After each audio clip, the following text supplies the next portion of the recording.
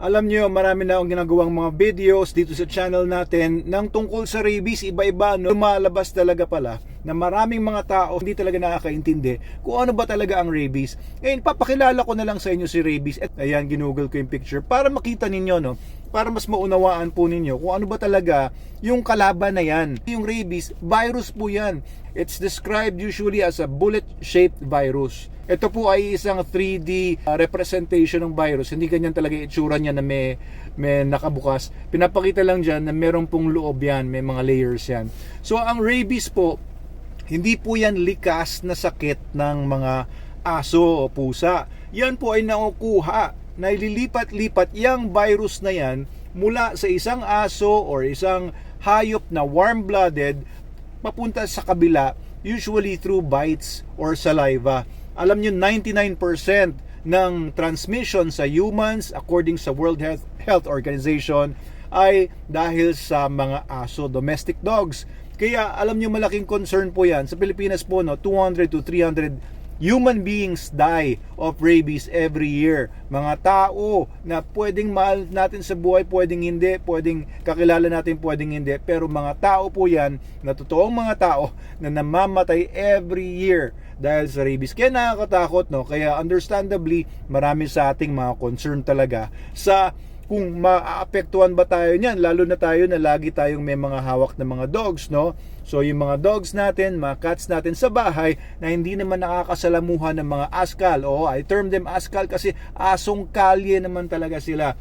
Okay? Sabi nila ba, wag mong tawaging askal, aspin. Well, kung nasa kalsada, askal talaga yan. O kung dinala mo na sa bahay yan at inalagaan mo na, hindi na askal. Pero kung may alaga kang aso at hinahayaan mong gumala sa kalsada, askal talaga yung aso mo. Kasi hindi naman talaga dapat nakakawala yung mga aso sa kalsada, gawa nga ng nagkakalat yan ng iba-ibang sakit kagaya ng rabies. Okay, hindi lang rabies ang kinakalat nila, pati tae. Lagi ako may regalo mula sa mga stray dogs sa kapitbahay namin, nagkakalat dun sa harapan namin, naghahalongkat ng basura. Minsan, masagasaan mo pa, makakadisgrasya pa sa kalsada, lalo na yung mga nagmamotor, kagaya natin, no?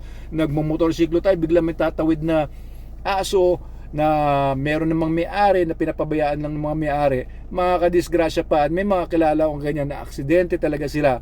Sugat-sugat, buti nga lang kung sugat-sugat ka lang, no? Iba talaga na babaldado, namamatay dahil sa mga stray dogs. Okay? Stray cats to a certain extent, pero mas malaking problema po yung stray dogs. Okay, so yan ang rabies. Pinapakilala ko lang sa inyo para maunawaan ninyo na hindi po yan pinanganak yung aso tapos may rabies na. Hindi po. Pag malinis yung aso mo at hindi po siya lumalabas-labas, walang nakakasalamuhang mga stray dogs, at binabakunahan po dapat ang aso pagdating niya ng 3 or 4 months. Batang-bata pa lang, tutang-tuta pa lang aso, pabakunahan nyo na po kagad sa veterinaryo. Kasi alam nyo, pag hindi veterinaryo ang nagbakuna, maaring malaki ang tsansa na hindi po epektibo yung bakunang tinuturok. So kailangan, licensed veterinarian. Alam po kasi namin mga veterinaryo kung paano yung tamang pag-administer niyan, storage, transport ng virus, at etc. Okay, so yung sinasabi ko lang, every year din, no, required tayo ng batas na kailangan magpa-inject ang ating mga lagang aso at mga pusa ng rabies virus sa licensed vet. Every year yan, guys. Okay, it's required by law.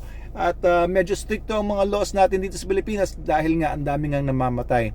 Understandably, talagang kailangan gawing strict ang mga laws. Ngayon, kung ang inyong local government unit ay nagpapabaya, hindi nanguhuli, hindi kinokontrol ang mga animals sa paligid nila, ay malaki po ang kanilang ginagampanang role dapat. Pero kung nagpapabaya sila, kung merong mga namamatay dahil sa rabies, kasalanan ninyo yan, mga nasa local government units na hindi ginagawa yung trabaho ninyo kapag maraming mga stray dogs sa inyong municipality or sa inyong lugar.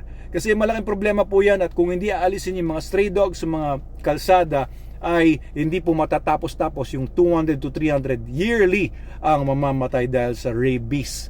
Ayan, at maaaring lumalala pa dahil sa pagdami ng mga dogs at pagdami ng mga aso. At last week merong isang balita nga na nag-message sa page natin na doon daw siya sa San Lazaro. Nasa mga 400 daw yung mga nandun nagsisik ng help kasi nakagat ng aso, nakagat ng pusa o nakalmot.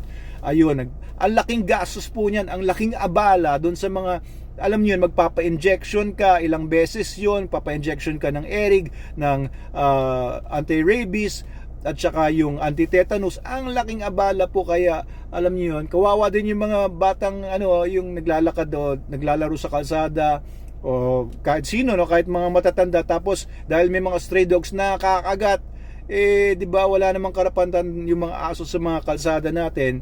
Yung mga tao ang may karapatan dyan. Ngayon, kapag kami mga ganyan mga dangers, ay maaaring tawagin po ang mga dogs, na mga stray dogs, na peste. They are pests kasi pests po, ang ibig sabihin yan ay detrimental na sila sa kalusugan at mga normal human activities. O, ang totoo lang po niyan, no? Yung, alam niyo nga, yung tatay ni Fernando po Jr., tama ba? O naalala ko, if I remember it correctly, no, namatay yun dahil sa rabies. O nakagat ba ng alaga nilang tuta or nadilaan yung sugat. Yun, so maraming mga namamatay sa rabies pero hindi ganong kasikat. Siguro pag may sikat na mga maapektuhan ng rabies, baka sakaling tutukan na yan ng gobyerno. Pero as we are right now, no, all we can do is do our part. Pa-injectionan nyo yung mga aso nyo ng rabies. Hindi po yan likas sa mga aso. Kailangan po nating i-control ang stray dog population sa Pilipinas. That's the only way para po talagang unti-unti mawala yung rabies. Kasi yung alam nyo yung mga sulpot-sulpot na mga anti-rabies drives, pakapon-kapon drives, sulpot-sulpot lang, bihira naman mangyari yun, di ba? Hindi naman yun everyday. Yun, laking gastos niyan, laking abalan, laking Pero pagka one time, big time, na alisin po yung mga stray dogs, no, 99% ng rabies ay mawawala sa Pilipinas, and maybe ma-eradicate na po natin yung rabies. I'm sure marami akong masasagasaan at ma-hurt ang feelings ng mga nagmamahal, nagpapakain ng mga stray dogs, pero that's the case, guys, no? Pinag-aralan namin yan sa veterinary medicine, sa epidemiology. It's a fact, no? We can love dogs all we want. And I love dogs, no? I'm a dog lover, I'm an animal lover, but kailangan balanse rin tayo. Marami pong namamatay sa rabies and nakakatakot po talaga. Walang halos 100% na mortality pagka nadapuan ka ng rabies at dumating niyan sa utak mo. It's very dangerous. Yun po, kalaban natin yan, rabies.